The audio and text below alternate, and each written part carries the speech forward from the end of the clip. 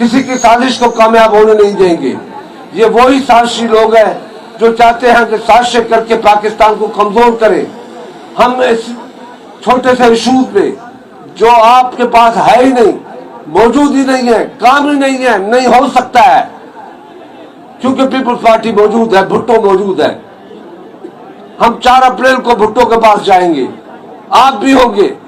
हम जाएंगे शहीद के पास, शहीद की से ताकत लेंगे, उसकी सोच लेंगे, उसकी सियासत लेंगे, उस सियासत के साथ पाकिस्तान में बैठ के फैसले करेंगे।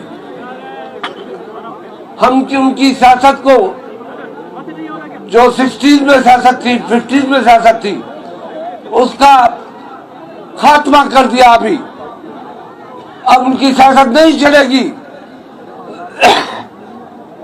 तो आप यकीन रखें, हम 4 तारीख को चलेंगे, सब चलेंगे, पैदल चलेंगे, साइकिलों पे चलेंगे, स्कूटर पे चलेंगे, गाड़ियों पे चलेंगे, वैगन पे चलेंगे।